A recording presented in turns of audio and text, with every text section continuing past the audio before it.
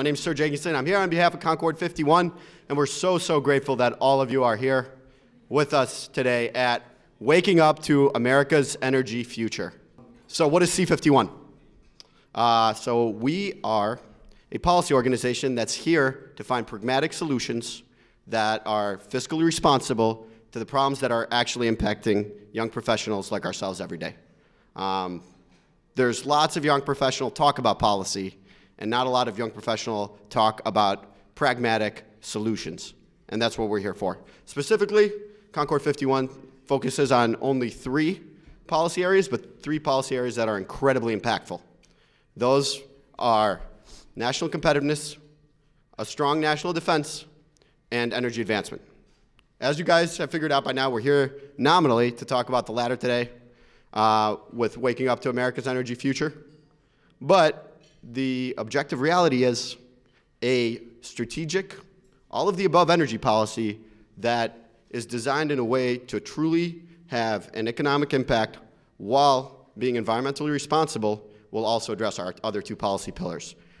By lowering prices for our workers, our businesses, and our consumers, a strategic energy policy will undoubtedly make America more globally competitive. And also, by lessening reliance on foreign energy sources, it will also undoubtedly strengthen our national security. So, with that said, I encourage all of you to pick up the copy of C51's energy policy paper that is on your seats. And if you don't have a copy, we'll make sure you get one before you go. So with that, it's my distinct pleasure to introduce you to the next speaker, James Dozier. He is the Executive Director of the Citizens for Responsible Energy Solutions and the guy without whom none of this would be possible. Please give him a big round of applause and let's get the show on the road.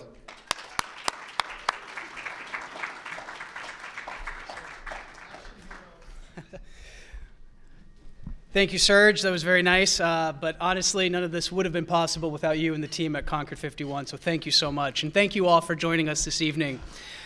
Tonight, we've all come together because we understand that it's time to make the conservative case for new energy policies that will create American jobs, protect our tax dollars, and preserve our air and water for future generations. However, if we hope to advance any meaningful solutions, we need rank-and-file conservatives like you and me standing up and demanding that our leaders take action and stop focusing on the things that divide us and start talking about the policies that will enhance our economic, national, and environmental security. We cannot cede any of our energy or our environmental future to one political party. It is just too important. President Reagan understood this when he reminded all Americans that the preservation of the environment is not a liberal or a conservative challenge, it's common sense. Our team at Citizens for Responsible Energy Solutions came together because we believed, like President Reagan, that we need more conservative voices fighting for the common sense, limited government energy solutions that will ensure American prosperity and the conservation of our natural resources. As conservatives, we know that protecting the environment doesn't mean wrapping it up in red tape, but by encouraging innovation in new technologies that can bring more clean energy sources like natural gas, nuclear, wind, and solar to market, while finding new ways to limit harmful emissions like carbon from our air. Americans believe that there is a common sense middle ground between extreme regulation and doing nothing. Current headlines and recent polling confirms that energy policy and the preservation of our climate are important to a broad, bipartisan array of voters. And how we as Republicans choose to engage on this issue will impact the party and the country in the near term, not just the distant future. That is why we need more conservative leaders like Senator Rob Portman, who is promoting solutions that will maximize America's abundant sources of energy while ensuring that we use the energy that we produce in a smart and efficient way. The senator has been a vocal advocate in the United States Senate for a comprehensive national energy plan that reduces our dependence on foreign oil and ensures we have access to reliable, affordable, cleaner domestic energy. He knows that ingenuity of American enterprise, not burdensome regulations, will bring more American-made energy to market foster renewed investment in research, development, and infrastructure, all while growing our economy. Of course, it isn't news to any of us that the senator likes big challenges. Prior to joining the Senate, Rob Portman joined President Bush's cabinet as the United States Trade Representative, where he oversaw an increase in American exports. As the Director of Office of Management and Budget, he proposed balanced budgets and fought against irresponsible earmarks. And prior to his time in the cabinet, Senator Portman served 6 terms in the House of Representatives, where he helped craft historic welfare reform legislation, secured over 50 new taxpayer rights, and advanced land conservation initiatives, something that's important to all outdoorsmen like Senator Portman. In fact, in researching to do this introduction, I learned a lot of interesting things about Senator Portman. He's kayaked the entire 1,900-mile length of the Rio Grande River. He's actually smuggled a kayak into China so that he could kayak the Yangtze River. He and his son apparently regularly win their division in the Ohio River race. And he also hunts turkeys, while I understand that some in Washington prefer to issue pardons. So with that, it is now my honor to introduce to you a true conservative, a lifetime outdoorsman, and a proud Buckeye. Ladies and gentlemen, United States Senator Rob Portman.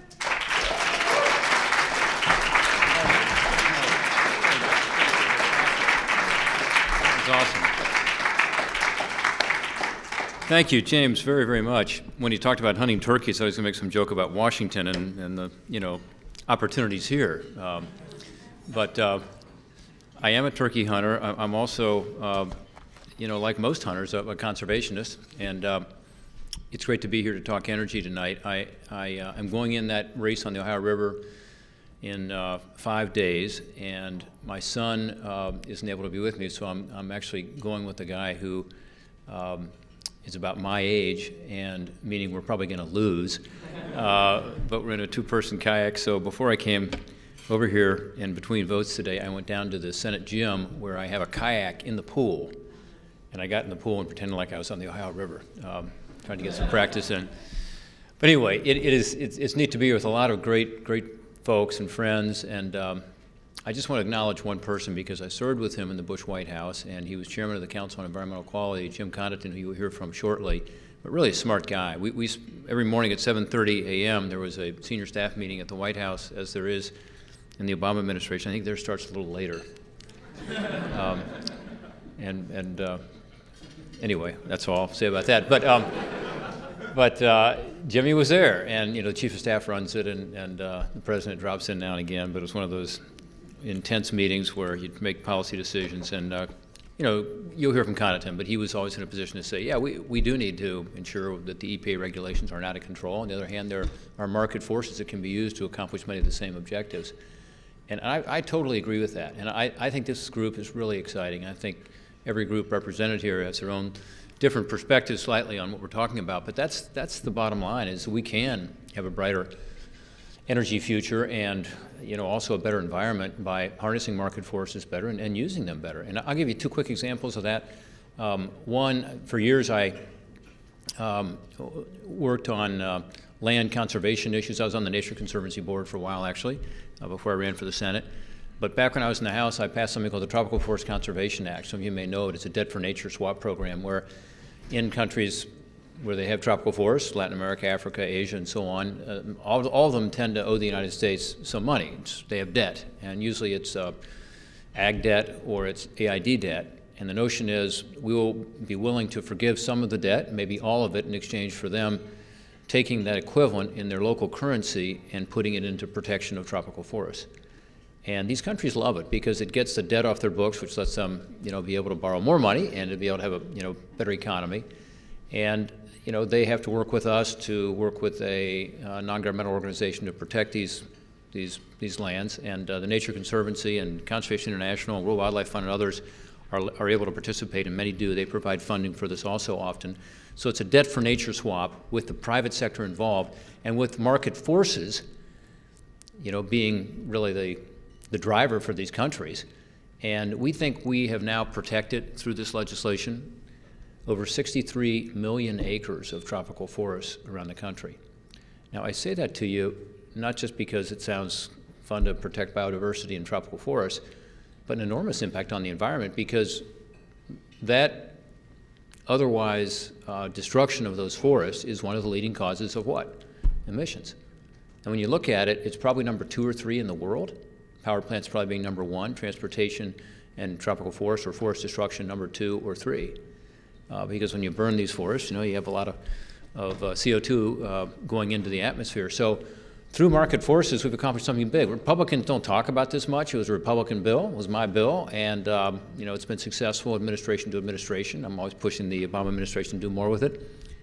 These third world countries like it. It enables them to improve their finances. And, outside groups, including some represented in this room, have gotten involved again to help with that. So we can make a big difference without hurting jobs, without hurting the environment, without hurting the economy, and without the overregulation that too often we see in this administration, particularly over at the EPA. Another one that I'll mention is energy efficiency, since many of you have been involved with this, but there is absolutely nothing inconsistent with being for producing more energy, which I'm for, particularly natural gas now in my state of Ohio, but around the country. Great opportunity for us, for our economy, to get us less dependent on foreign sources of energy, but also being for using less.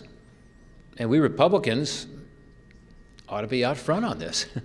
I mean, we're conservatives. We should be for conserving. And so some of you know I live in a LEED certified house that my wife and I spent a lot of time working on. We didn't build it ourselves, but we had to work on all these crazy LEED certification requirements to get there. It's silver certified, and I did that not knowing I was going to run for the Senate. Never would have done it because it took too much time. But I feel good about it as a conservative. Why shouldn't we be conserving? I also drive a hybrid car. It happens to be a pickup truck. I think I have the only hybrid pickup truck in Ohio. It's like a big, real pickup truck, and so I can't say I'm doing that much better in my miles per gallon than probably you are in your normal car.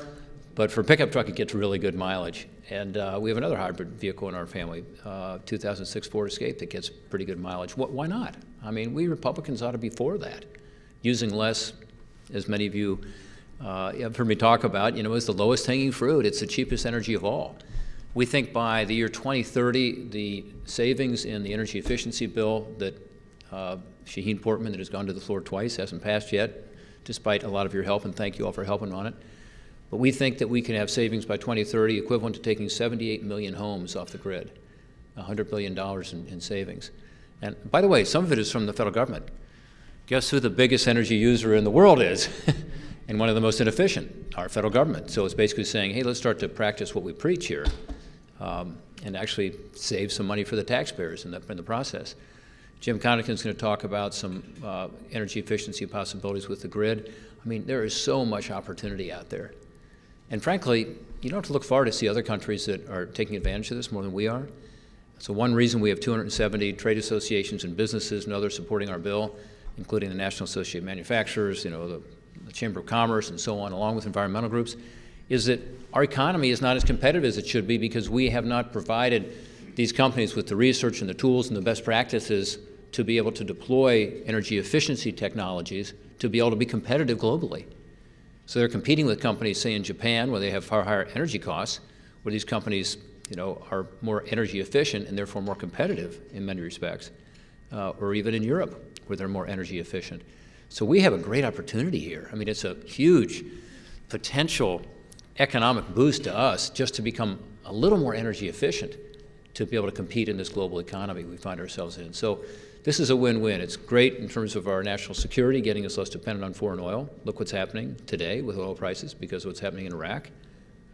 It's great for the environment because you're using less energy. That's good. That's fine. We're for less pollution.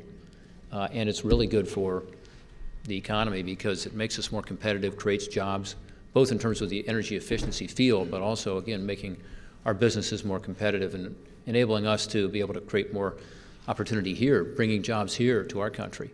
So I think it's entirely consistent with producing more energy. I was in Southeast Ohio recently. Some of you know we have shale finds there now. Both the Marcellus and the Utica find are in Ohio, and we think Utica alone, which is at about 8,000 feet deep, and using fracking, by the way, safely in Ohio. We have good regulations in Ohio. We've had no instances of groundwater contamination. We're doing things right, and that's good. It's got to be done right, no cutting of corners. We think we'll create over 200,000 jobs in Ohio in the next 3 years alone, just through Utica. Think about that. And these are in some of the poorest parts of our state, because it tends to be in the Appalachian part of Ohio. It tends to be areas where you have relatively high unemployment and not many opportunities. And I would tell you, between the farmers getting the lease payments and the royalty payments, you know, the area's starting to pick up. It's hard to find a hotel room now in parts of Ohio. I know that because when I went turkey hunting this spring, I couldn't find a hotel room, which was good, because it meant we had a lot of workers there. What's bad is that a lot of them were at the hotels because they're not Ohioans, because we're having a hard time getting the trained workforce in Ohio to be able to, you know, provide these energy companies with what they need. But we're getting there, and we're working with the community colleges and some of our four-year institutions and some of the career and technical schools, even at the high school level, to train more people up for this energy future. And it's great jobs, high-paying jobs, good benefits. But it's also good for, you know, the guy who works at the restaurant or the woman who works at the hotel. And so one quick story, I go into the hotel, finally do get a room. It's at, you know, the last hotel where there's space, and I go up to my floor, and in front of every other door there are a pair of muddy boots outside the door. So these guys are at least courteous. They aren't going to make the housekeepers have to clean up their muddy boots. But these are energy workers. And in the parking lot, a lot of pickup trucks. Not too many hybrid pickup trucks, I'll admit, but a lot of pickup trucks. And unfortunately, again, from Ohio's perspective, from license plates from Oklahoma and Texas and Pennsylvania, so we got to get some more Ohio workers in there. But this is a really neat opportunity for our country. Who'd have thunk? I mean, when I was your age, I was told that it was the age of limits. When I was a little older than most of you, I was told that there was going to be an oil shortage, that there was no way we could possibly continue to have the economy we have because energy was limited. And the age of limits has now become almost the age of opportunity and limitless opportunities because of energy efficiency, energy technologies, and of course what fracking and hydraulic fracking and horizontal drilling has done for our states like Ohio and around the country, to the point that America now probably by most estimates is the world leader in terms of natural gas and you know, right up there in terms of oil. So it's a really exciting opportunity. We need to use this energy efficiently. We need to use the best technologies, and we can and we will.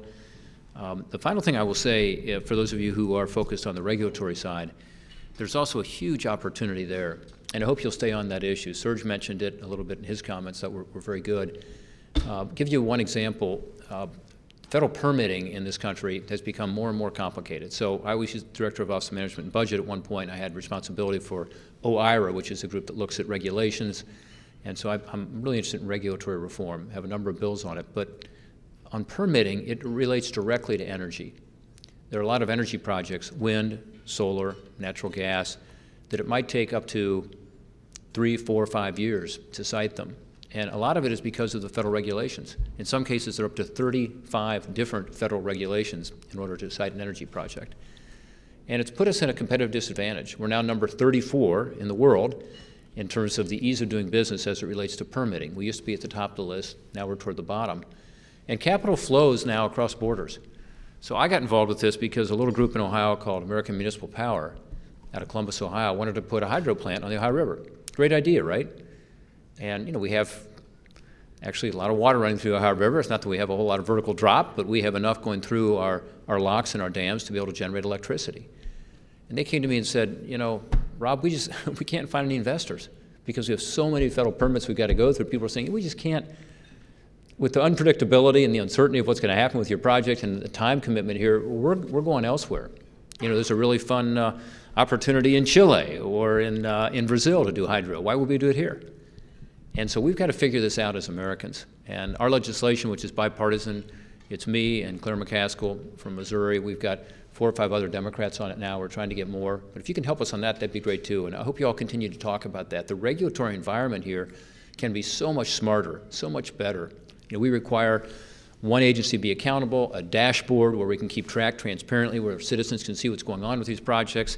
We insist that the federal court system works for us rather than against us, so the statute of limitations is narrowed so that people don't have this huge litigation risk when they get involved in these projects. I mean, just common sense stuff to be able to use market forces to be able to produce the energy we need and to have a cleaner environment. We can do it, and it can be consistent. And I think, even though not everybody here is a Republican, I will say to my Republican brethren, we've got to step out. We've got to be out front on this issue.